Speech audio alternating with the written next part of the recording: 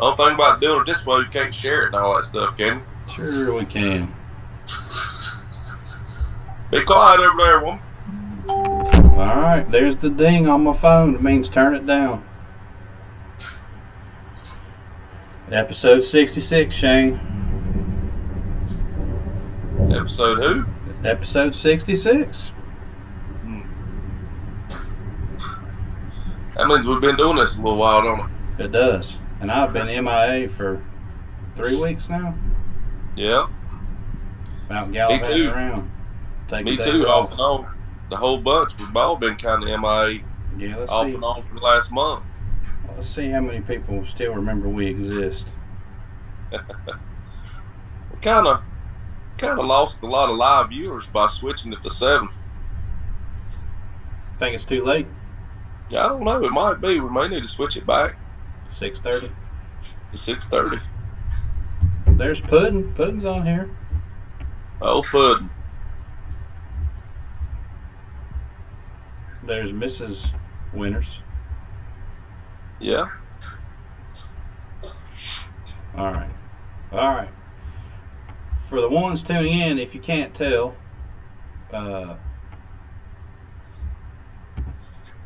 both Shane and I are remote tonight. I'm coming live from the Williams compound garage, and Mr. Lineberger will be at the Lineberger compound. So, but I'm in my living room, so that's not really the garage. So apologize for any technical difficulties up front. David is attending to some issues at the store. I was actually worried I wasn't going to be able to get on here tonight because I lost power for a little while. The storm that's headed your way, Shane, is not friendly. So yeah. So you lost power and David's throwing buzz baits down the aisle at the store, right? That's what I heard. So David's store, I have not seen any pictures, but I understand that he is having some flooding issues. I hope we're not telling Mrs. Winters anything she doesn't already know, but yeah. If you don't know, surprise, I'm sorry. You might call David. Oh, yeah. Hopefully all that's not... hopefully they get to it before it gets bad. Yeah. Well, they started inventory this afternoon, so I don't know how much water is actually in the store or if it's just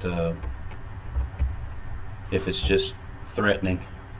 They didn't say a whole lot on the phone, except bring a shot back when I was done. Oh, God. That's no good. It is not. Yeah, So that's no good at all.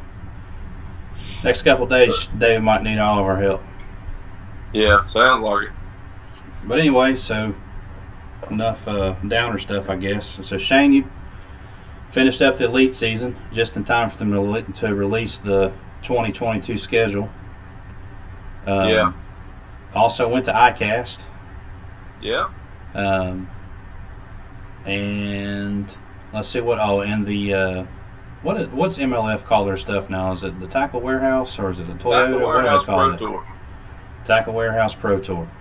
Yeah, they're actually at Messina right now up on the St. Lawrence River practicing for their last tournament of the year. I think it's their last tournament.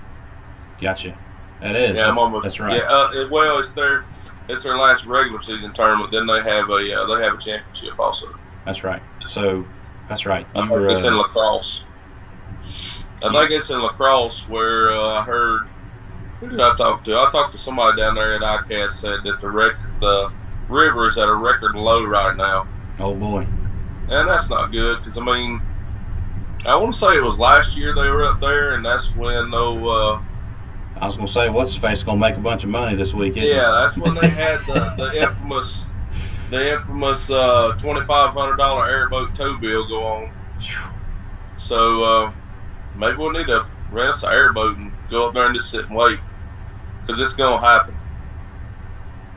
I've never been on that portion of the river. I've been catfishing in St. Louis where it's a mud hole. Yeah. But I've never been that far up in Wisconsin. Well, I've been up there. My rookie season on the elites, we went there, and it was the exact opposite. It was flooded. It was up in the trees and back in the woods and everywhere else. It was crazy. Gotcha. Rick Amato says the Oneida Open is this Thursday. Yeah. Is that the last one for the? There's only two No, divisions this year, right? no. There's 3 divisions. That's the second one of the Northern Division. They already fished James River. That's right. Where else And they does got it? Oneida, and then they have another one out of Clayton, on the St. Lawrence. I think it's the second week of September. I think Okay. 9th, 10th, and 11th. I think something like that. That's probably not the exact dates, but it's right thereabouts. And then you got one more in the southern side, right? Yeah. On beautiful Lake Norman and tough as nails Yeah. September. It's the 23rd, 24th, and 25th of September. Yep, that one will be super tough. It will. 11.5, 12 pounds a day is going to be really, really strong. Of course, they had a little tournament out there the other day. It took 13.5 won, and I think just a touch over 13 was third. So they had 3 13-pound bags, which is pretty solid for Norman this time of year. For July, absolutely. Might as well say Yeah. August. Huh? I said you might as well say August. Yeah. Yes, sir. We're definitely looking forward to that one. It'll be my last shot of getting in the Classic for the season, and I got to step it up and go out there and try to win that sucker. Not really fishing for points, not really just fishing to win. Well, I'm going to probably win, or I'm going to do really bad in it. So. But I'm fixing to go spend some time out there and juice up some holes and make some new holes, and I'm going to try to make it where I don't have to fish the same water twice. that's big enough to do that. It is big enough to do that. It's just that lake's kind of funny, man. There's certain times of the year where a huge section of the lake will be dead. There'll probably be a fall turnover going on then, and for one, I generally try to stay as far away from that as I can. Yeah. And I'm hoping that with everything else being as late as it has this year, normally by then that turnover's made its way to the mid-lake region. I'm hoping that it's still up the lake. That's kind of where it starts, and it gets sucked down by just them making power, and just whatever it is they do with the water, it gets sucked down through there. And like I said, with everything being behind the way it's been all year, hopefully that trend will continue, and I don't have to deal with any of that stinking brown water. Yeah. Well, it kind of, 150 kind of funnels all that, right? I mean, as soon as you get above 150, it really opens up. You got Stumpy Creek and Skippers, and then I guess really the next real creek's the State Park, and I always forget the big one on the left, Terrapin. Yeah. There's a lot of water in those creeks that turn over, and then it kind of all just toilet bowls right there north of the 150 bridge, and then once it gets there, it kind of. What's crazy is I've never really seen that water. Well, yeah, I have too. If they pull it real hard, I see it get past the hot hole, but it's almost like the lake turns over in 2 different sections sometimes. Yeah. Because Davidson's so big that it. I think a lot of that turnover's got to do with a hot hole up there. The steam plant at Marshall. Yeah. I think a lot of it's got to do with that, and what's weird is how it don't. It moves down, but it's very, very slow. Sure. It wouldn't. You wouldn't think that would be the case. You think it would just, suck right through, but that doesn't generally seem to be the case. It's kind of takes its own time to get down through there. Right. So there again, I guess and then it may not get hot until late. Here it is. It's almost August, and we've had very few days even in the 90s. So it's gonna come eventually. It'll probably be one of them deals where it'll be 90 in December. Yeah, no kidding. Yeah, there'll be a dramatic heat wave the last week of September when you're out there fishing. Yeah, we'll be out there at Christmas throwing buzz baits. We won a tournament down here in Lake Wiley one time on a buzz bait, and it was the New Year's Day tournament, believe it or not. Yep. Nobody believed me. That's the good thing about fishing. You can tell the truth and still everybody thinks you're lying. That's exactly right. That's always been my motto. I'm just going to tell the truth because they think I'm lying anyway. It's easy to remember. You don't have to remember what lie you told. Yeah, what did I tell that guy? So that's the thing. If you're going to tell a lie, you got to tell the same lie. Yeah, that's the hardest part. I'm not a very good liar. So. No, me neither. So I'm just better off just to tell the truth. Take my chances. So let's go in reverse order here. All right, let's do it. So you just got back from iCast. I guess I could call it iCast. Looks like you had more fun chasing sailfish and dolphin than anything. Well, we didn't do very much chasing for the sailfish. That was a lot of catching. It wasn't. That was probably the best offshore trip I ever been on. And the cool thing about it is I've never been on an offshore trip where you didn't have to ride at a minimum 2 hours.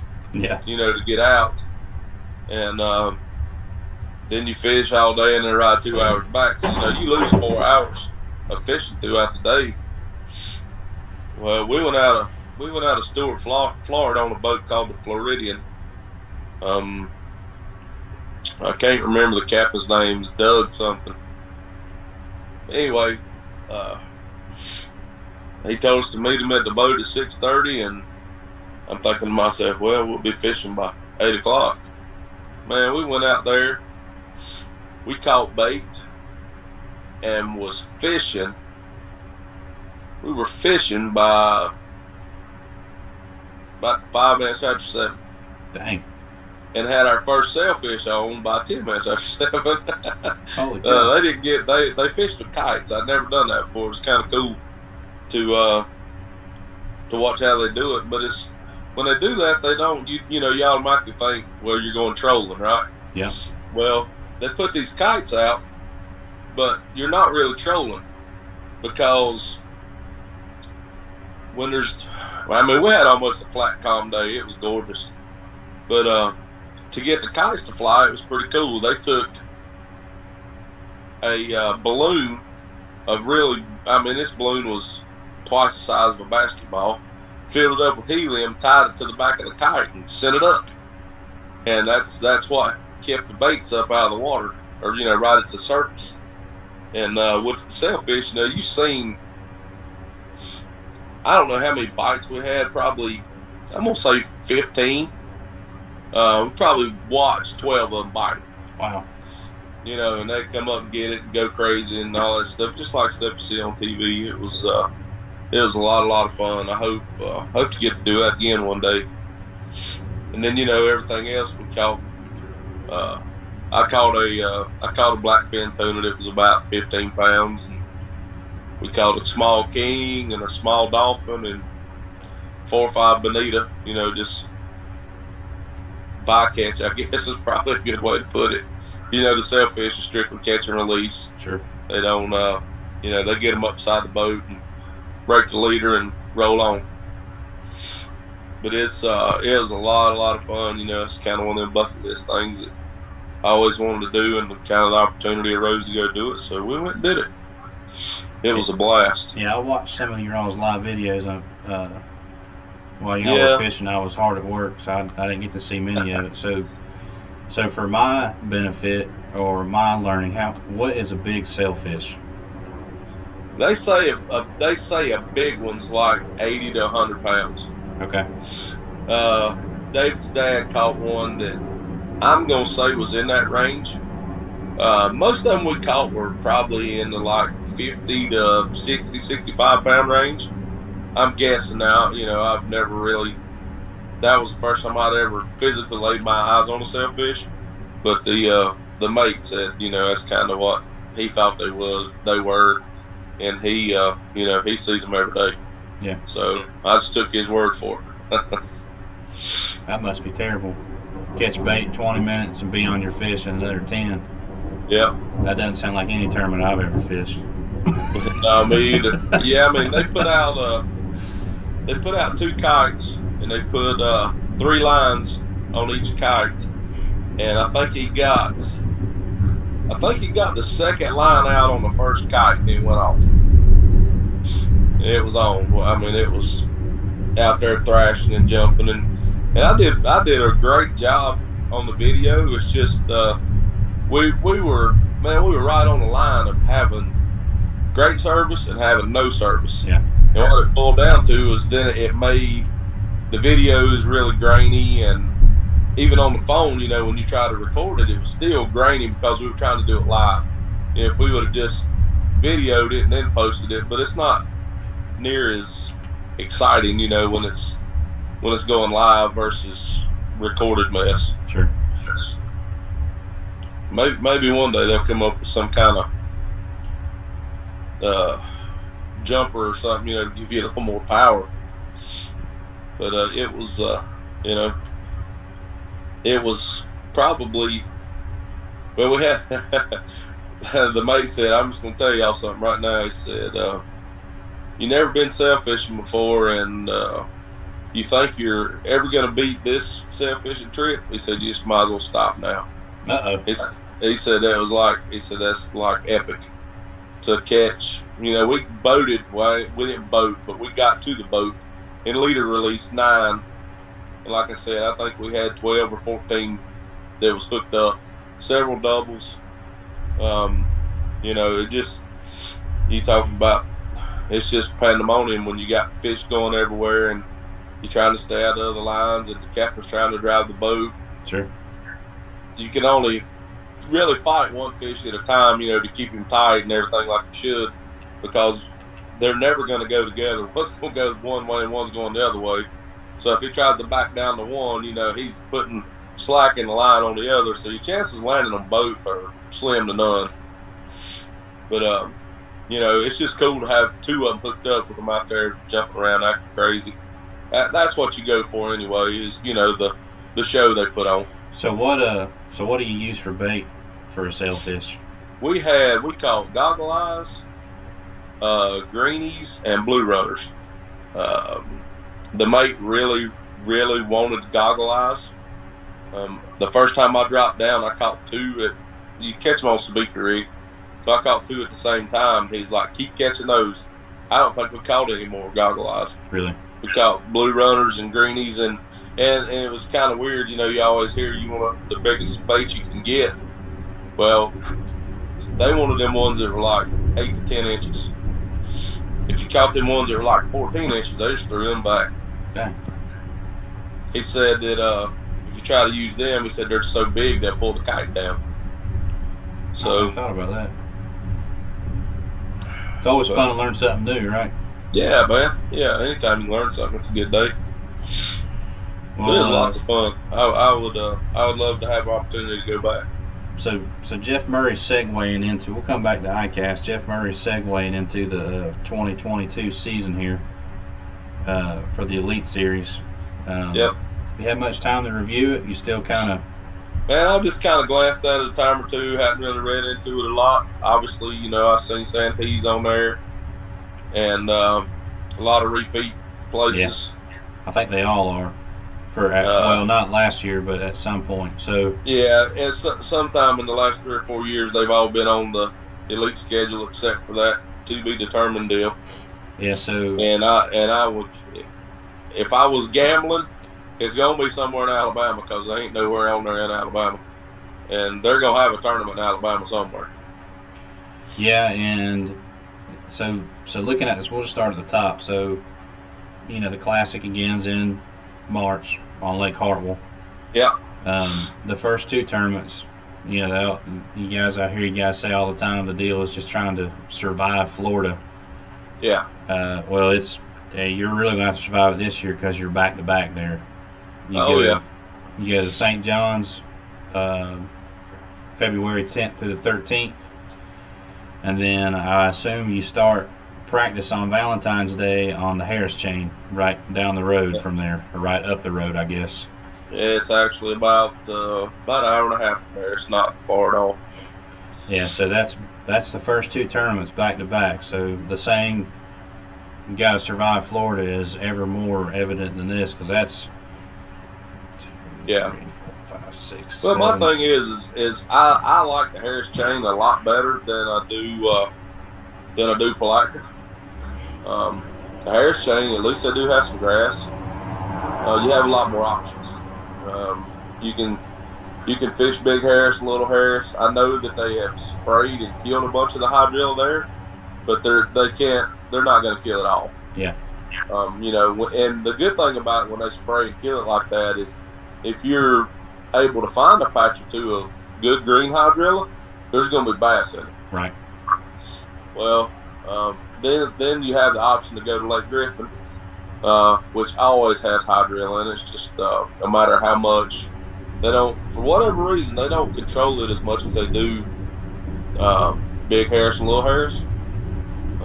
And it tends to pump out the bigger fish. Gotcha. And then you always have the wild card, which is Lake Apopka, which is probably going to be my choice. It doesn't have a lot of hydrilla in it. It's more reeds, arrowheads, things like that. The lake's a lot shallower than the other lakes, which means it tends to warm up faster, which means they're going to spawn sooner there. And everybody makes a big deal out of it about how long the run it is. Well, I made the run in the open down there this year, and I just had terrible luck. I think day one down there this year, I think I got 14 bites flipping the reeds, and I put 2 of them in the boat. It's just kind of anybody that's ever flipped reeds, that's just kind of that's a chance you take. It's kind of part of it. Getting them in is part of the battle. But I will absolutely 100% spend at least one whole day there. And well, if my memory serves me correctly, you might want to get a spinning rod and a chatterbait. No, that's out. No, that wasn't at a Apopka there. That was my man did that. That was up on Big Harris. He caught a 6.5 pounder down there in a Apopka on a speed worm and a spinning rod in the reeds. Yeah, that'd make you feel all warm and fuzzy. Well, we always wrestle them out of the grass. You told that story. Said they'd bite, just wad up in the grass, and you go get them. Yeah. So, I guess sometimes they'll do that. Sometimes they act crazy until they break you off or pull off or whatever. Yeah. It's one of those things. Normally, the harder you pull on them, the harder they pull against you. But still, yet I'm not going to try that route with a spinning rod and the reeds. I take my chances with the braid and a big sinker or a big jig. I kind of like that big jig too. That's fun. The Harris chain's relatively dirty, if I remember correctly. The one time I was there with you, it's not like your standard Florida lake. It doesn't have some, pretty dirty water in it for Florida standards. Yeah, by Florida standards, it's very dirty. But the thing about that is, it's been dirty so long, it don't seem to affect the fish. Yeah. They bite regardless, which is a good thing. But it's still kind of intimidating when you sit there thinking about it. Man, where's clean water, man? Where's clean water? Well, there's really not any. You just have to go fishing. Shane, you see that question there from Mark Cox asking if I can't see anything. All right, so Mark Cox is asking if you got to try any of David Fritz's baked goods at the iCast show. So I heard he was bringing to multiple booths. Just let me tell you. Well, he didn't bring one to my booth, but I ran him down and got I got one of those homemade oatmeal cream pies. Yeah. Just let me tell you right now, if he would make those things and sell them, he could put Little Debbie out of business. Little Debbie would be hurting. They were really, really good. I said he was going to be going to have some down there, and I messaged him the night before. I said, hey, dude, I want one of those cream pies. So I went over to, where did I go? I think I met him at the Lou's booth. Got one. It was freaking phenomenal. you just can't stand to eat too many of them. You know what I mean? Yeah. So from there, you go to the Classic on Hartwell. Um, hopefully, you'll get to be there fishing, not just in attendance. Not working. Yeah. And then Yeah.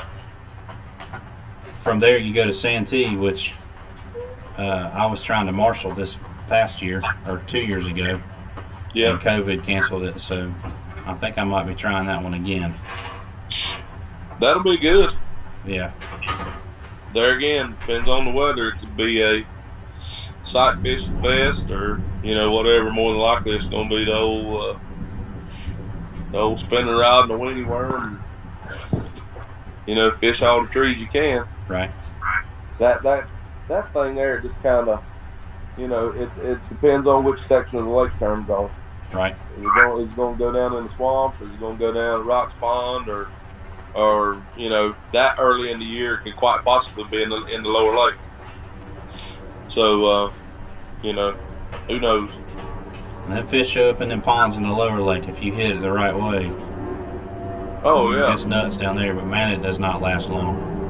There's, I spent a little time down there on the lower lake this past March with Pug. Toward the end of March, and it was done down there. It was over. And those fish, when it's over down there, I don't know where they go. They don't have, they don't have a whole lot of cover in that 3 to 5 foot range. It's like 1.5 feet deep, or they get out in the middle, one or two. Yeah. Well, there's so many ponds that are, flooded ponds that are down there in that, I don't know, that weird 12 to 15 foot range, and even deeper than that. Yeah. They got to be out there somewhere. I think that, a lot of them out there in them, there's a lot of man-made brush piles out there. Yeah. And, for the most part, the bottom down there on that thing is just sand. Right. It's just flat sand for miles and miles and miles. And then there'll be some brush piles littered around, like down there around the mouth of the hatchery. There's a bunch of brush piles down there, some road beds and things like that. But I'm not going in March trying to look at fish offshore. Yeah, for sure. I'm just not doing that. Well, those places down there, none of that's protected from the wind, so. No. And in March too. Yeah. Dude, I've been to Santee in March one time, and the water, for those of you that have been to Santee, the water was coming over the top of the marker posts. There's a lot of guys that ran down and ran across that, nobody couldn't get back. Fortunately, I stayed in talk all that morning because I was scared to run across it, because I did watch the weather, and it said the wind was going to blow, and it did, and it got torqued up to about 35 out of the north, and she got big. Yeah, if it blows out of the west on that lake or the north, well, realistically the west, you might as well just go ahead and collect your rig from the dike on the next day, because that's where it's going to end up. That's right. Yep, that's exactly right. We did, that place is full of giant fish. That time of year, it's truly going to show out. But I think you're going to have to have, several options. You're going to have to have an option if the weather's good. You're going to have some close options if the weather's bad. And still got to get lucky and put a ball in the boat on that little spinning boat. That's right. Well, from there you get a chick in April, almost a month later. That'll be knockdown, drag out. Yeah, that'll be crazy. Crushing fest. Really, the next three, so Santee, Chickamauga, and Fork in May will be nuts too. Yeah, so that whole Fork thing, man. I don't like Fork that time of year, because it turns into a sight fishing tournament, and that's fine. But when you're catching the same fish every day and weighing it in, I don't like that. And and that happened a lot this year. I know Kyle Welch told me he caught the same 4-pound and 13-ounce bass every single day of the tournament. The same one. So did Brandon Polnick, and so He and Luke Palmer caught the same fish each day. They were both catching them. I mean, to me, that's not cool. I So mean, that I understand this part. There's nothing against the rules about it, and I'm not talking trash about anybody or anything like that. It's just I personally don't care for it. so that's the Texas Toyota, or well, it might not be No, Toyota anymore. they don't do that anymore. It's just the Lake Fork Elite. Oh, okay. I guess unless some changes come this year, which I haven't heard anything. Yeah, I'm with John Martin on that one. He says, I wish they would fish a lake when it's a winter pattern, like Lake Yeah, Murray in me too. February.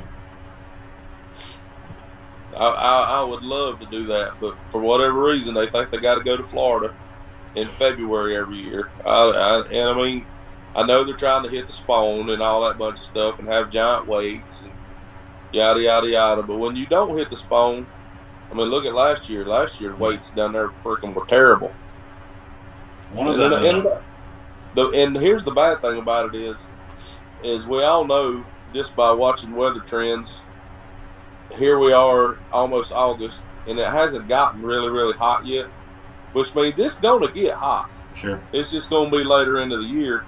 So that generally means that the springtime is going to be colder up until April. Well, it was this year too. The water didn't Yeah, get out of the 70s until June here. that's right. And that's really, I mean, just by watching the weather trend, it's kind of shaping up to be the same thing. Hopefully not, though. Hopefully it'll prove me wrong, which the weatherman loves to do. Yeah.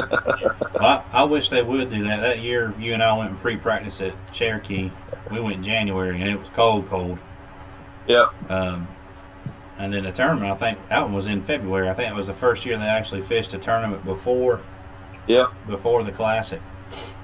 And I guess if anybody watches and listens to me, they know that I don't do a whole lot of fishing outside of the winter. That's my favorite time to fish. So yeah. I wish they would do more when it's cold outside too. Me too. I mean, if we're gonna fish in February, let's have 2 wintertime tournaments. Yeah, Why so, not? Why not go to? I mean, don't get me wrong. I'm all for going to Florida, but I would like to go in April yeah, when the weather's already stable and the fish are doing what they're supposed to do, and you don't have to worry about it's 70 degrees today and 58 tomorrow, which don't sound like a lot, but that's a huge cold front to those fish. yeah. I'd like to see a tough man contest and I mean, believe it or not, for the people that don't fish in the wintertime, um, man, they bite. It might take you a little bit of time to find them, but man, they bite. Well, the thing about it is, it's just you just gotta, everybody's been taught for so long that they don't bite reaction baits. You got to drag something. I mean, that is so Crazy. wrong. I mean, as I do, my 2 favorite baits to catch them on in the wintertime is crankbait and a jerkbait. And you've seen the jerkbait the last few years kind of take a major step forward because it's getting a lot of love, on up into the late spring and even into the summertime now. Yeah. Well, it helps when the last 2 classics have pretty much been won on a jerkbait. So. Well, this last one it wasn't not so much. I mean, there was a couple key fish caught on it, but that was mainly a flipping deal. But that's Yeah. kind Well, of. I agree with you on that, but the media made it out that it was a jerkbait. Sure they did. Berkeley's a huge sponsor. Sure. They did. Jason Land, to answer your question, I do plan on to be on Norman this year. Lake Wiley is no fun for me anymore.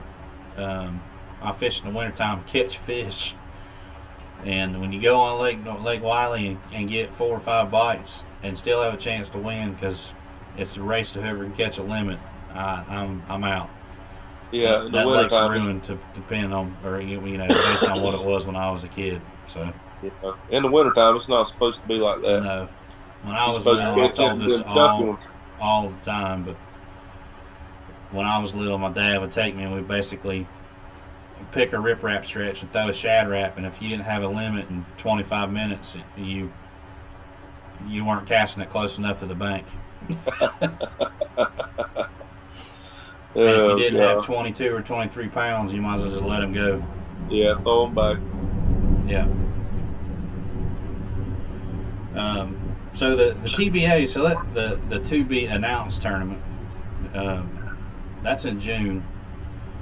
First week of So June. and it's not. I guess you got a week in between Fork and the to be announced tournament. But from there, you go up north in June. I'm sorry, in July.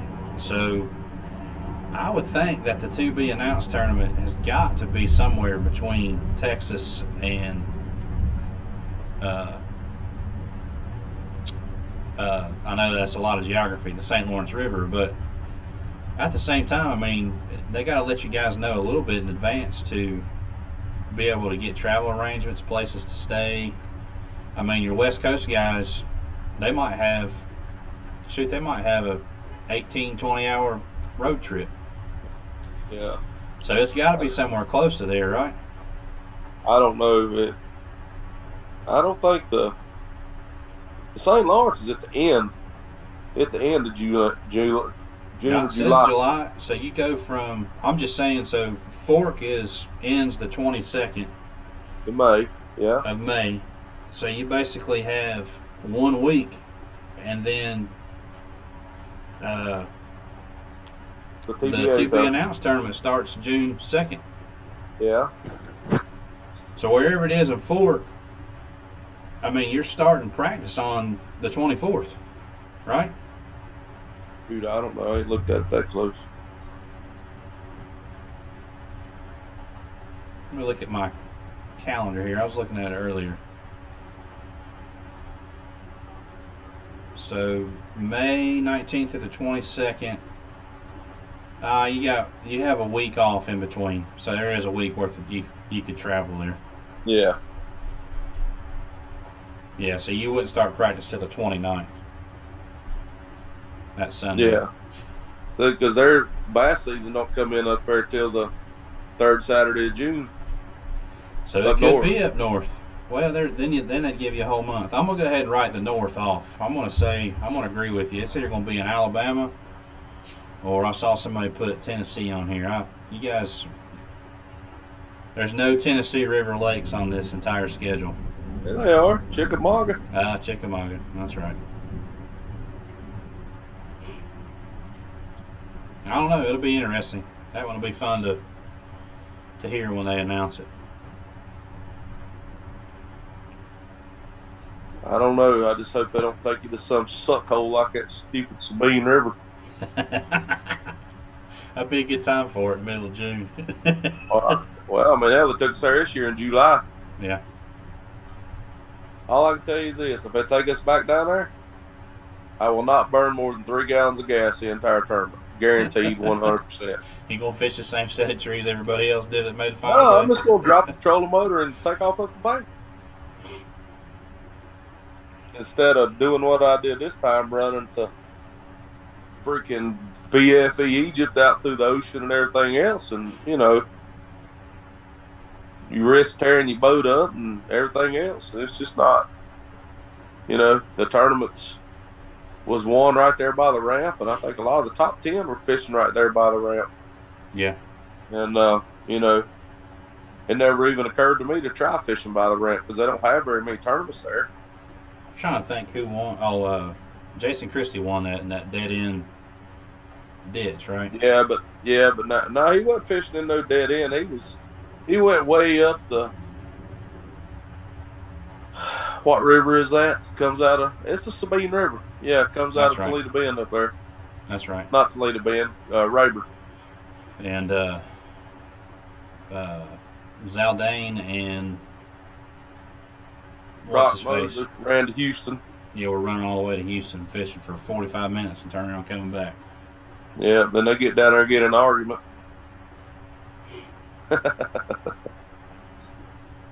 But anyway, I hope we don't have to go down that rabbit hole. Yeah.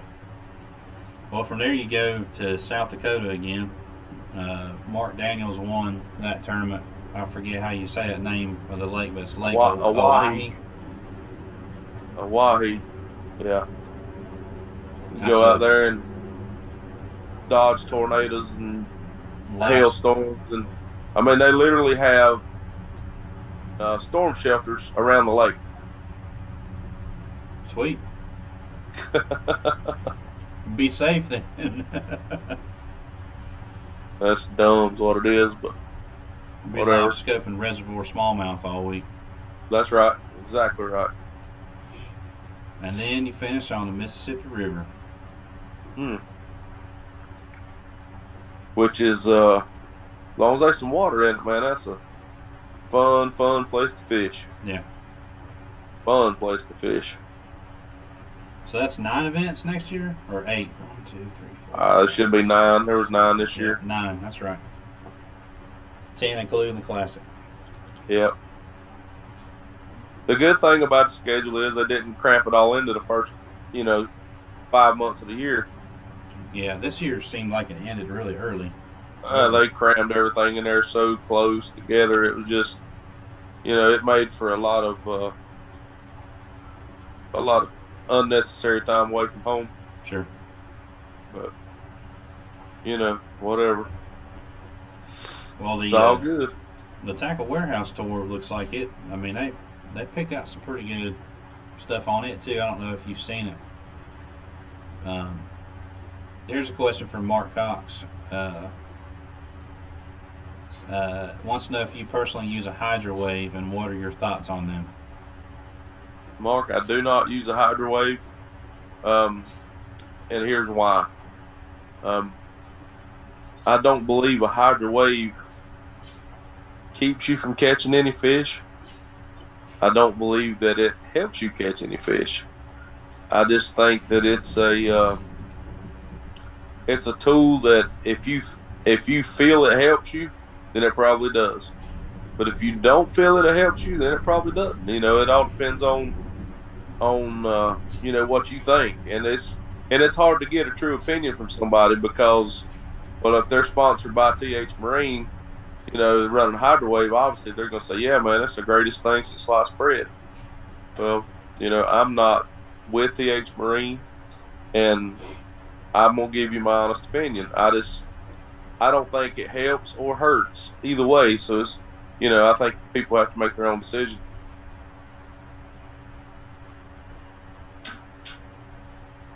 I have one, and I had one. I can't tell you Like the I last said, time I didn't really see the any advantage of using it. I can't tell you the last time I've turned it on. I will tell you this: I've seen fish swim up to it and look at it, which is bad when you're trying to catch them out from underneath Yep, docks. that's exactly right. I've seen them come out of grass to look at it. Yes, sir. That don't do you any good when you're trying to It'll punch grass. pull them right up out of the grass, and they'll come right up and stick their nose on the speaker. Yeah. I've seen it happen. And I've also Are you gonna seen, catch that fish? No, you're not gonna catch that fish. And I've also seen where you can see fish suspended like immediate post spawn or immediate pre spawn when they're up around dock floats. And you turn that thing on and they get out of dodge as fast as they can. Yeah. And I've also seen it in the wintertime when you see fish around bait and they're not really in the bait, they're just around it, and you turn it on, and I have seen it activate them offshore in bait. You can start catching them on a jerk bait. I think it's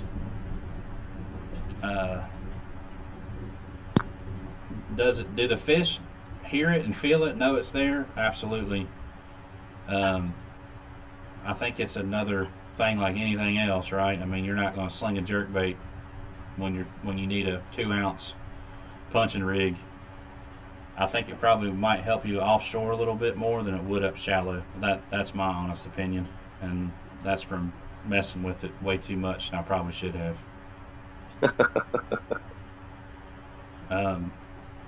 So we were going to go to the MLF schedule, or whatever it's called, the Tackle Warehouse tour. But Michael Cowart's got a good question. Said, Shane, what new product impressed you the most from iCast? Golly, man. Uh, to be quite honest with you, there was, uh, I think probably the coolest thing I seen was Spro has came out with a frog um, that has legs on it like a ribbit frog. If you guys know what a Stanley ribbit frog is, they come out with a hollow body with those same type of legs on it instead of the traditional skirt. Like the regular frog has. They got those type of legs on it. And other than that, there was nothing that really got my attention to say, hey man, I got to have that. There's always kind of cool and neat stuff that did come out. Lew's came out with a new spinning reel, a hypermag spinning reel. I mean, I'm not with Lew's or anything, but it's a pretty cool looking reel. Is hypermag, is that like their heavy duty special? No, No. that's like their. It's not the top of the line, but it's next to it. Okay. That they have. Everybody else is kind of. Berkeley came out with that new. I don't even know what that thing's called. The Gilly. What is it? The Gilly. Is that Is that what it's called? Yeah, the bluegill thing. Yeah. Yeah, they call it the Gilly. I will. I do know this. They came out with it, and they got awarded best of show, this, that, and the other. And then it wasn't but about an hour later, somebody from Japan posted on Facebook that showed the original bait. They're like, hey, don't be fooled by this copy, da da da da da. This bait has been available in Japan for 4 or 5 years, and this, that, and the other. So, it is a cool bait, though. Whoever made it, whoever designed it, it's a pretty cool bait. I'll probably have to grab a couple of those and try them out. I'd like to have some of those. Because it does look, I talked to Justin Lucas for a little bit. He was sitting there, had it in the tank, and was pulling it around, and man, it looks lifelike. The cool thing about it is when you see a fish swim, like when you see brim swim and stuff, when they're swimming, their tail's moving, not the whole body. Yep. Yeah, and that's the thing I see with a lot of swim baits, even with a mag draft. As good as a mag draft is, the whole thing shakes. Well, this brim thing, like I said, I don't remember what it's called.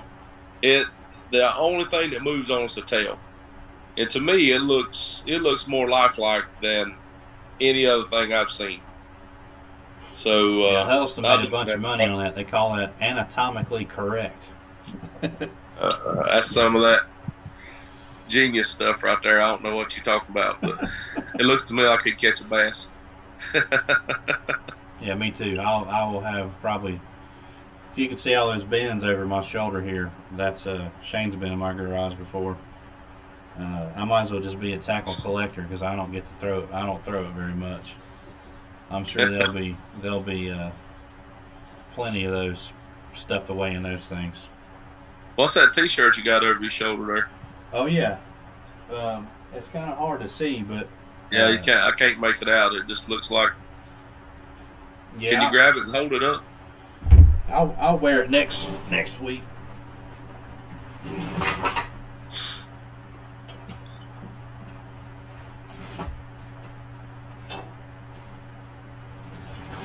Yeah, man. So our buddy Robert Fowler has been battling cancer for a long time. So there you go.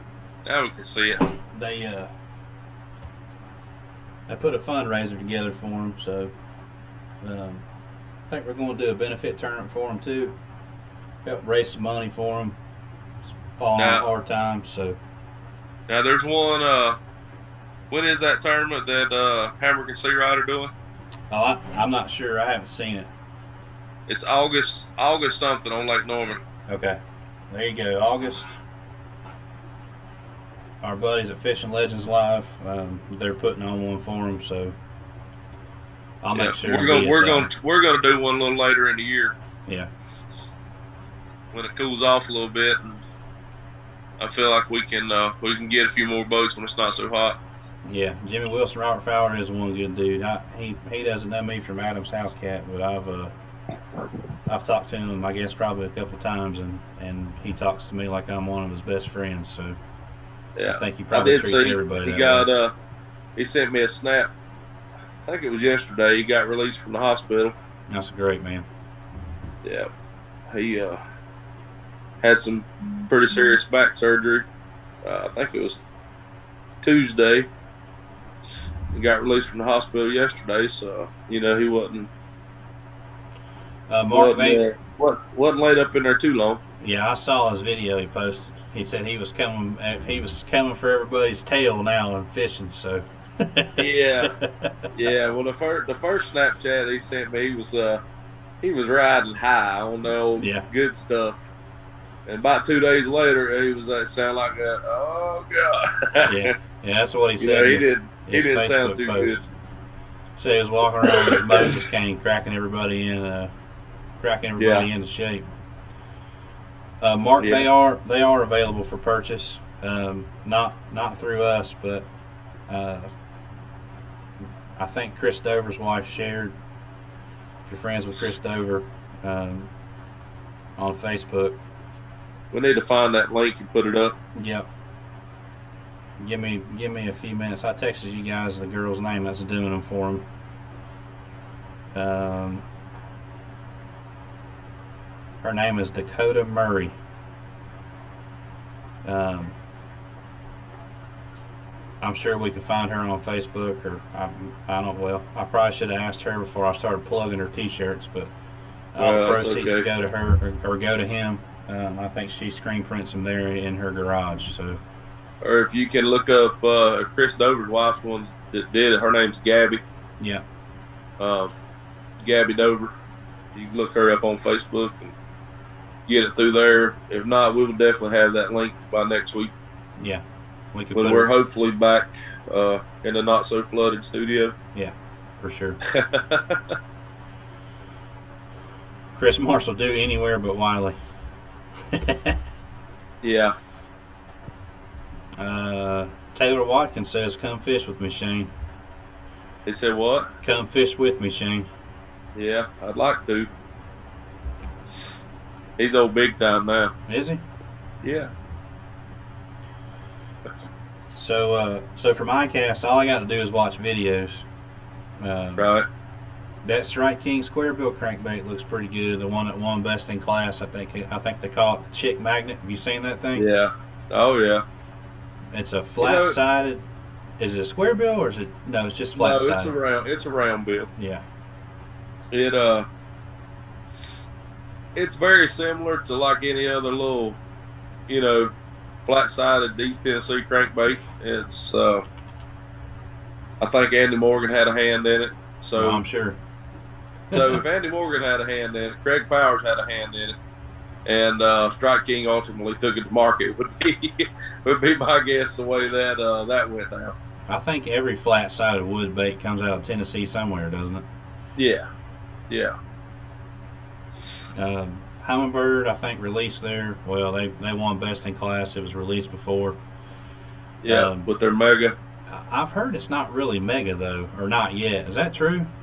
I haven't seen it. I haven't actually seen it. Working on a boat.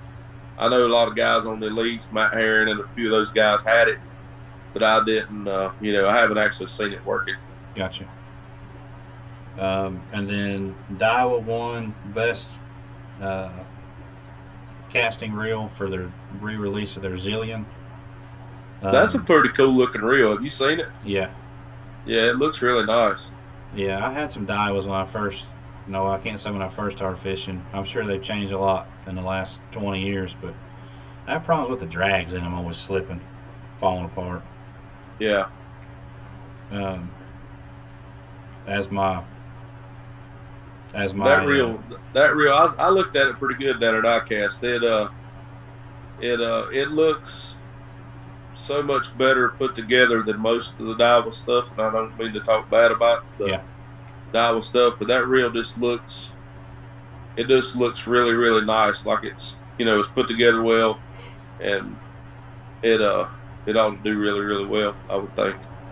Yeah, well, I mean, there's so many of them now. The quality on all of them. Like I was saying, the last 20 years, it's hard to really pick one and not perform for you. I Yeah, mean, if that's you're right. spending $200 on a reel or $150, once you get in that class, they're all uh, very fine pieces of equipment. It honestly boils down to personal preference at that point. Yeah, I agree with you. And then Abu, their Xenon rod won best in class there. Those were really the only five that I kind of wrote down because I mean, they do everything from kayaks to saltwater lures, a saltwater rod. I mean, you name it. We could have spent 2 hours on the 42 best in class awards or how many ever there are. Yeah. Mark, they did come out then, and it actually won best in class. It's called Seagar's line is called, I think it's called Base X. Basics. That's right. Yeah. It's like a $10 price point. Yeah. So Yeah. it's even. P-Line come out with two pretty cool new lines this year too. Did they? They come out with a metered braid. It's red and blue. It's for when the sun's out, you see the blue. When it's cloudy, you see the red. That's cool. And then it's called Spin X. And then they came out with a leader material too for that. It's the thinnest fluorocarbon on the market. You know, and it's in odd sizes too. I mean, it's in like 5, 7, 11. You know, kind of weird sizes, but it's in like 50-yard spools because it's just leader material, and it's called Spinex fluorocarbon leader. It's to go with the braid. Gotcha. Pretty That's cool what stuff. I got to mess with it a little bit. that's what Jimmy was asking about right now. What about P-Line's new fluorocarbon and leaders? We're on a little bit Yeah, of a delay, so yeah, it's called Spinex. Spinex, yeah. But it's good. It's gonna be fun to get to use some of that this year and see what it's all about. Yeah. But really looking forward to the braid because the braid they changed it around a lot. They it's not Teflon coated or anything. Since it is just made for just a spinning rod, I think the biggest size you can get in it, I want to think 16.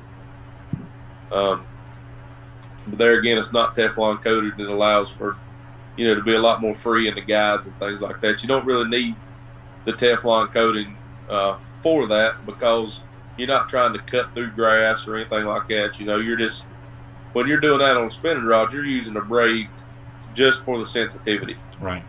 and for the non-stretch, of course. But you don't need the Teflon coated on there, so they went back and revamped and did some other things to it. Kind of look forward to using it. Do you know when that'll be available? I do not. All right. They told me, but I do not remember. Well, guys, if there's anything you want or like that you'd like David to carry, I start blowing him up. He's not here, so where I work, if you don't come to a meeting, you get all the action items. So start lighting him up with what you want, so he can make sure and stock it in the store. I do know David made some. He made some contacts down there with some other companies and things where he's going to be able to get stuff direct. He don't have to go through a wholesaler anymore, and it should free things up a little bit as far as getting stuff. Yeah. Where it shouldn't be quite as hard to get it because if you get it direct, you don't have to wait for them to send it to the wholesaler and the wholesaler to decide who gets it.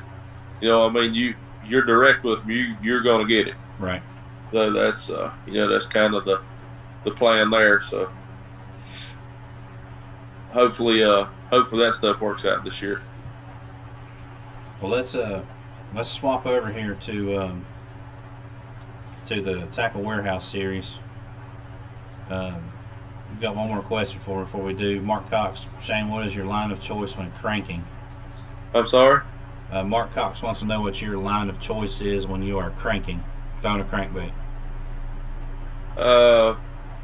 It all depends on which crankbait I'm throwing. Well, you better preface to Mark Cox. This is 6 feet or shallower as the Shane Lineberger I know. There you go. I will throw a deep one sometimes, but Mark, most of the time is 12-pound P-line tactical.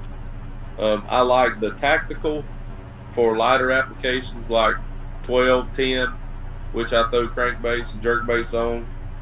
If I go above 12, I like the original P-line in the blue box, the fluorocarbon. That's what I use for all my flipping and pitching and skipping and all that bunch of stuff. All right, so the Tackle Warehouse tour, they start in January on Where Sam's right? Ain't it Rayburn. Rayburn? Yep, Rayburn? on Rayburn. Um, as long as they don't get another Texas freeze like they did this past year, that ought to be an absolute beatdown. Man, there's people down there still recovering from that mess. I know. Um, I'm trying to think the last time they were down there that early when oh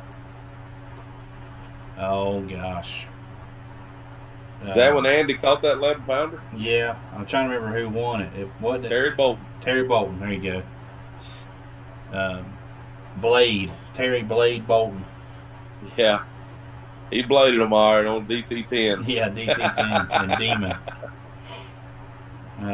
On the inside, he had one hole in the grass, is what I remember, or an inside grass line. He just stayed there the whole time.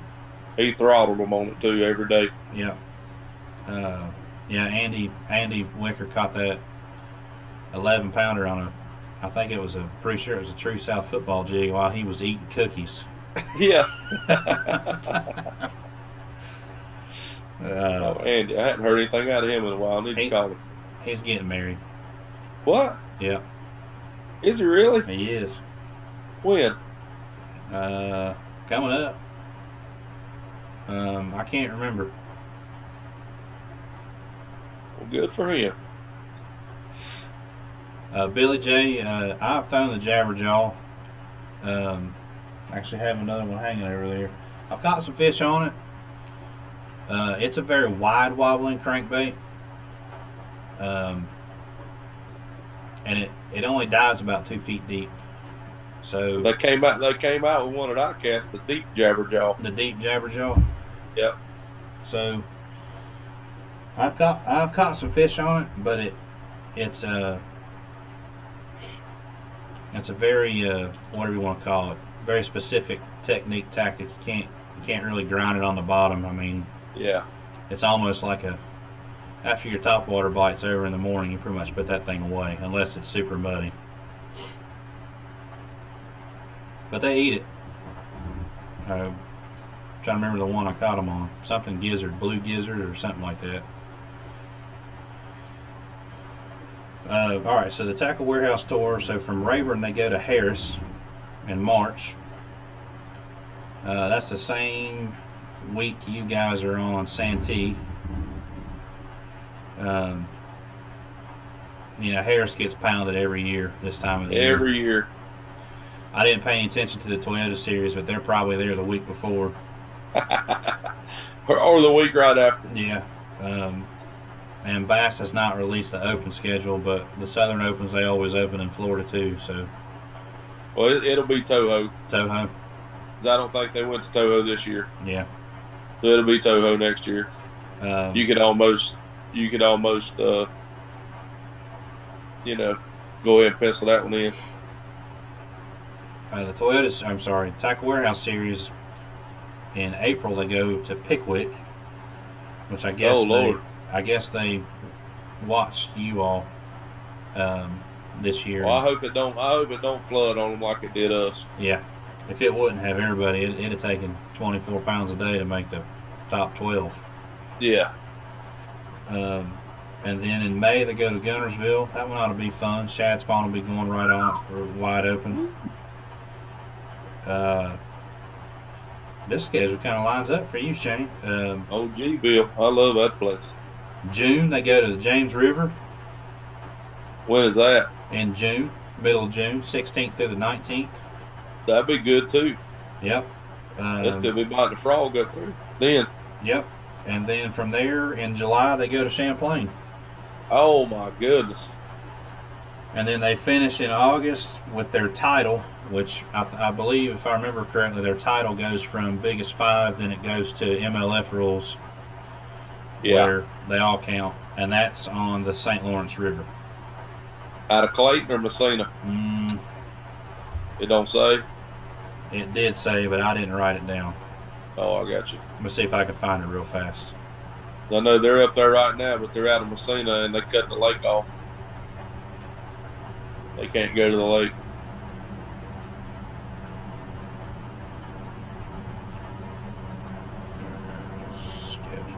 Let's see if I can find it real quick. Try not to stare at my phone too much while we're on here. Out of Messina. Out of Messina. Yeah. So I mean, that ought to be a pretty decent schedule. I mean, Oh yeah. there's I only tell you six what, man. tournaments, 7 including the title, Yeah. and then Hey, MLF is still fishing, so they haven't released their schedule yet. Yeah. Hey, Dave and I had a pretty cool thing happen to us down there at iCast. I was talking to the YOLO stick guy, and David had his Rusty Hook shirt on, Yeah. And the YOLO stick guy says, "Hey, you know anything about that Rusty Hook?" And me and David kind of looked at each other, and that guy's like, "Wait a minute." He said, "Y'all the ones do the podcast?" We're like, "Yeah." He said, "I don't." He said, "I watched 2 podcasts." He said, "I watched y'all's, and I watched Luke Duncan. This guy was from Kansas." Dang, that's cool. I thought that was pretty interesting. I wonder if he's on here tonight. I don't know. Can't remember his name. He's a super nice dude. It's kind of cool, to see. I don't think he watched live a whole lot. I think he's Sure. one of those guys that turns it on going down the road, and you know. Well, that's where, believe it or not, I'm our analytics. There you go. I can't even say it. Analytics guy, right? That nerd. Yeah, the nerd stuff. That's actually where most of our plays come from. So we Yeah, typically average absolutely it is. between 40 to, I mean, we get up to, 70, 80 viewers live sometimes. When we do our 1v1s, which, we still got one on the dockets whenever you decide to quit being off from fishing. Man, I told David, I said, "Hey, we need to do one," and I think a couple of the big wigs that lose, we're talking about watching us do 1v1, this, that, and the other. And I told David, I said, "Man, so we need to do one. It's been a while." It has been. I think the last one was when me and Josh went to James. Yep. Was that in April? I believe it was. Yeah, we need to do one pretty soon. Yeah. Yeah, when we had Joey at Murray, I heard we about shut down the sales floor on at Loose from everybody watching. Oh, that's good. So Russell Nicewater has a question about Humminbird. He says, which one is better, the Solex or the Helix? So, Russell, I'm not a Humminbird expert. I've played with both. So the Helix is not touchscreen. So being with Lowrance pretty much, well, I'm not with them, but using them for the majority of my fishing career, it was a Helix unit is hard for me to use. You don't realize how much you use touchscreen until you don't have it anymore. The Solex units are touchscreen. As far as mega transducers working, they both work on both.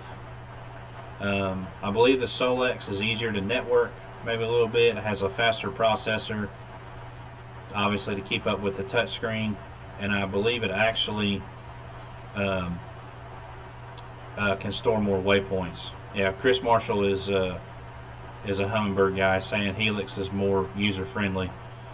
So there you go. So I think if you're looking for functionality,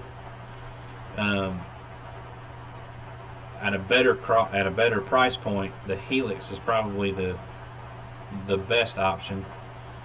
But if you want all the bells and whistles, the Solex is,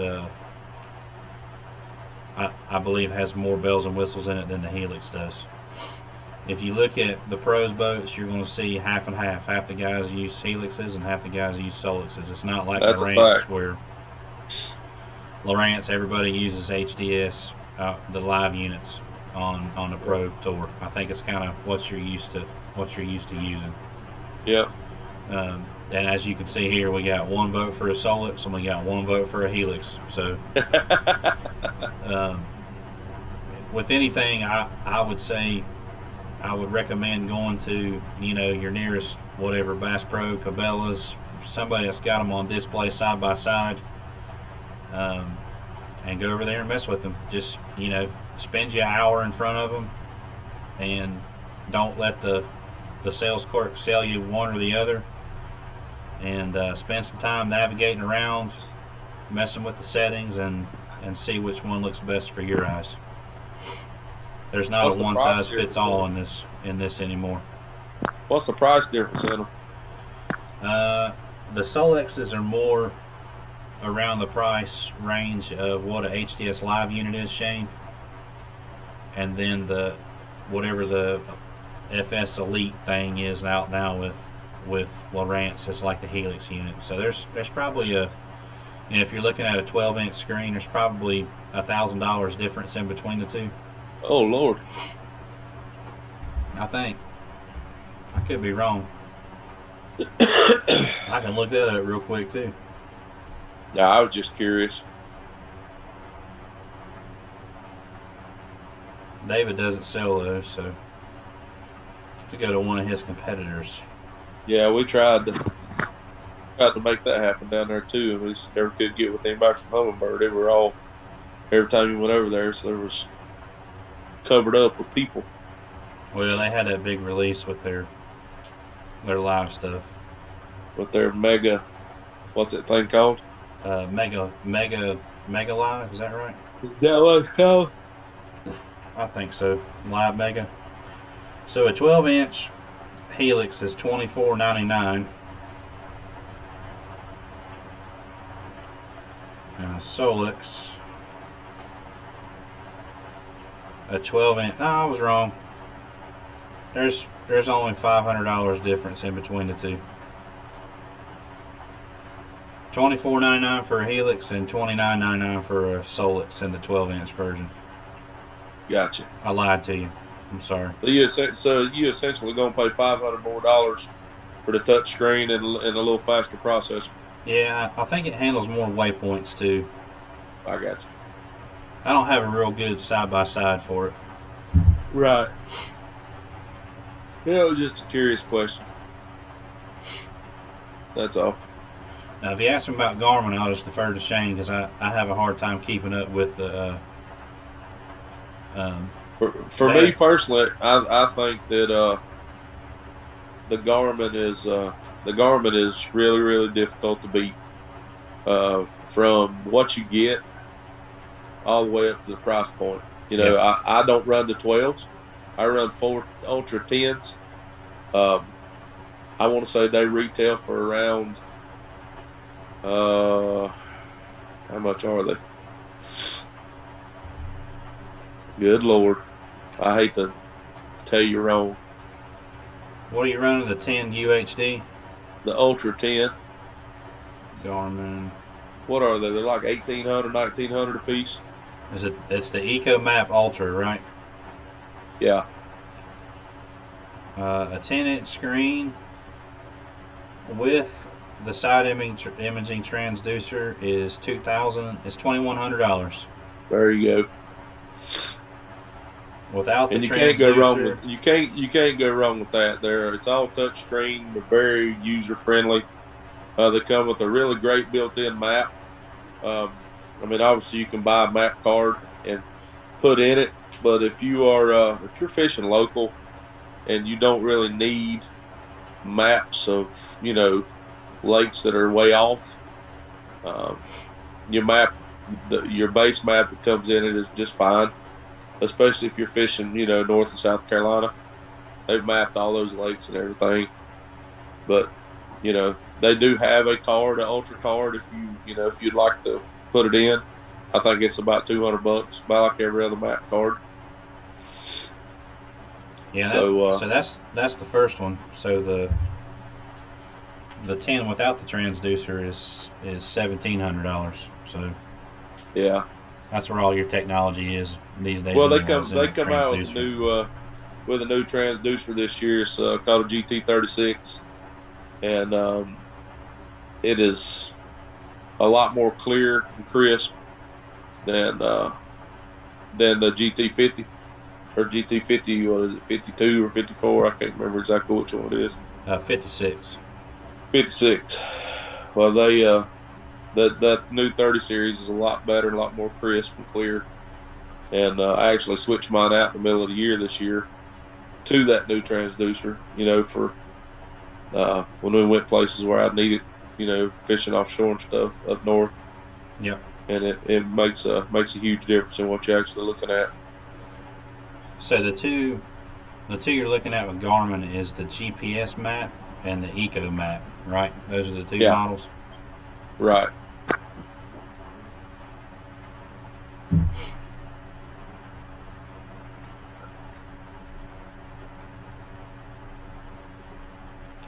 So I will say this about electronics: it's just like TVs.